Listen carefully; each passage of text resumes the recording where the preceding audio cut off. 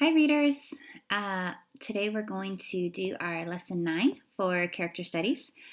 So make sure that before you do this lesson that you have listened to Because of Winn-Dixie, chapters 18 and 19. Wow, we're getting really far in the story, aren't we? All right, so boys and girls, we have gone on such a journey so far with Opal, haven't we? And I know that you guys are all doing your reading at home and you're going on journeys with your characters, and we're having so much fun. But I was thinking about how we're not going on these journeys with our characters, just the two of us. There are also other characters in our stories. So today what I want to do is I want to take a look at those what we call secondary characters. So those are characters that are supporting our main character. And I want to take a look at them and think about what role do they play in our stories. Because there's a couple different ways that supporting or secondary characters can support our main character. So let's start with one of my favorites. Let's start with Gloria Dump. So let's think about what kind of a character is she to Opal? Let's think about this. How is Gloria Dump helping Opal kind of go up her mountain of a story and hopefully get to the top and then lead her way down that mountain? So what is Gloria Dump doing? Let me read a little bit from the story. And let's think about what Gloria Dump is doing in this story. Now, Gloria Dump in this part of the story is talking about kind of a tough part of her life. So I want you to listen carefully. Did the whiskey and beer and wine, did they make you do the bad things that are the ghosts now? Some of them, said Gloria Dump. Some of them I would have done anyway, with alcohol or without it, before I learned. Learned what? Learned what is the most important thing. What's that? I asked her. It's different for everyone, she said. You find out on your own. But in the meantime, you got to remember, you can't always judge people by the things they done. You got to judge them by what they are doing now. You judge Otis by the pretty music he plays and how kind he is to them animals, because that's all you know about him right now. All right? Yes, ma'am, I said. And them Dewberry boys, you try not to judge them too harsh either, all right?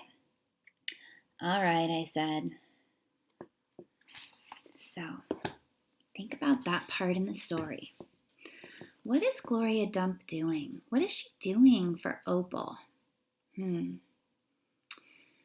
kind of seems to me that she is offering some advice. Is that what it seemed like to you? So it seems like Gloria has had lots of life experiences. Some of them good, some of them not so good. And it also sounds like Gloria has made some bad choices in her life. But the most important thing is she learned from those bad choices, didn't she? And she has become a really good person. And in this part of the story, is she trying to let Opal know that Opal should judge someone based on how they are right now to them, instead of thinking about what they've learned about what they were like in the past? So remember, we learned that Otis was in jail.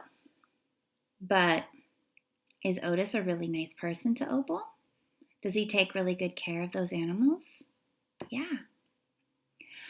So could we say that Gloria is someone who is helping her and teaching her to be a better person?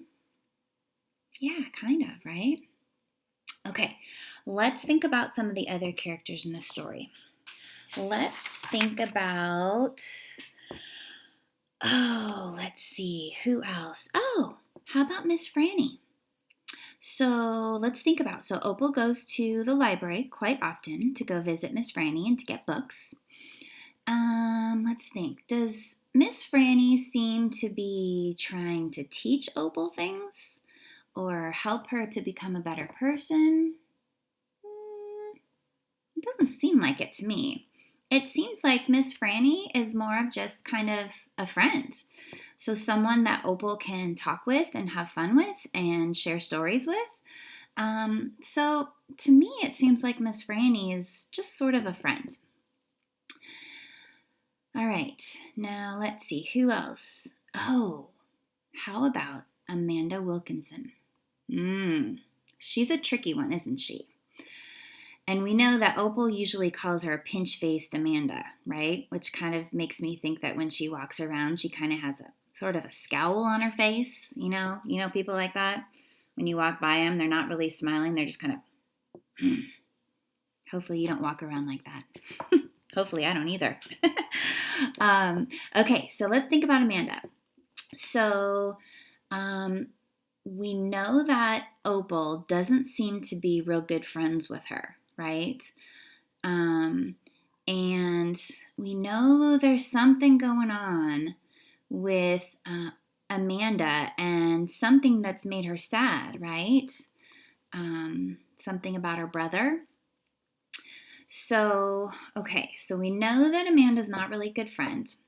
And she isn't really someone who's trying to teach Opal things or help her be a better person. So could we say that maybe Amanda is someone who is kind of challenging Opal and maybe making her think differently about people and maybe making her realize, well, wait a second. Amanda seems like she walks around and she seems like she's mad always about something, but maybe could it have to do with her brother? And maybe she has a reason for that.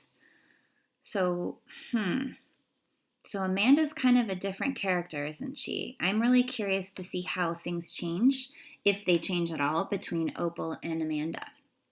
I wonder if maybe they will end up being friends. I don't know. But they both seem to share a sadness, right? We know that Opal is really sad about her mom not being there.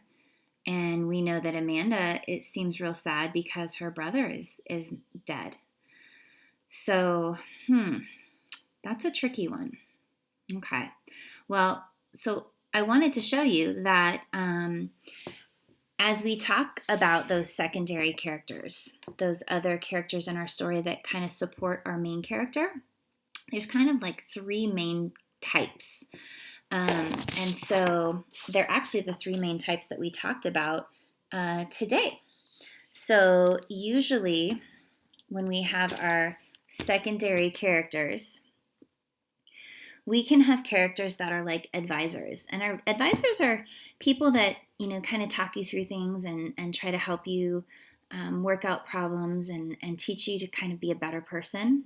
And so we could probably call Gloria an advisor. So someone who is really trying to help her out and make her realize that, maybe she should try to be friends with the Dewberry Boys. And then the other kind, and you can't see that very well, can you? The other kind is, I'll have to read it, I shouldn't use that color, is a sidekick. And a sidekick is like a friend. So some of our characters in our stories are just like a friend to our main character. And so we see that Miss Franny is turning out to be, kind of just like a friend for Opal. And then the last type of secondary character is someone who we would consider a challenger. So someone like Amanda Wilkinson, where maybe Opal's first ideas about her, maybe they weren't really correct. And maybe there's more to Amanda than we think there is. I remember in the beginning of the book, she just kind of seemed like someone who just wasn't very nice and didn't want to get to know Opal, and Opal didn't really want to get to know her because she seemed kind of pinch-faced. So we'll see. So that might be a character who kind of challenges Opal's thoughts about people. Okay, so if we take a look at this right here. So this is normally our big chart that we have in the classroom, but it's a small one now. So as we follow a character up and down the story mountain, remember last time we talked about how we try to track the characters' problems and their reactions to their problems. And hopefully you all did that with our last lesson, really paying close attention to your characters' problems and then how do they act? What do they do about their problems? And then today, what we've talked about is how we really need to take a look at those other characters in our story and think about what role do they play? Why are they important? Why did the author choose to put them in these stories? And how do they help us with our understanding of the story? Okay, so what I want you to do today is I want you to, of course, do your reading. So you're going to do your 30 minutes of reading of your chapter book. And I bet you guys are making a lot of progress with your books and doing a lot of great reading. And so what you're going to do today then is I want you to, as you're reading, I want you to think about those other characters in your story, those secondary characters. And I want you to make a list of those characters. Not all of them, maybe 3 of them, 2 or 3. And I want you to think about what kind of a character are they? Are they someone who is an advisor? So someone who's trying to help that character, maybe teach them to help solve their problems in a different way. A lot of times we think of advisors as people like maybe our parents or a teacher or maybe another grown-up or an older brother or sister. So someone usually who has maybe lived a little bit longer than us and can maybe teach us how to deal with problems. And we know that Gloria is a really good example of an advisor in the story. And then maybe one of your characters is just a sidekick.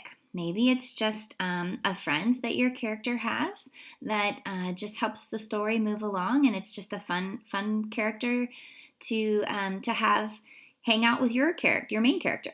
Okay, and then finally, maybe one of those characters is a challenger.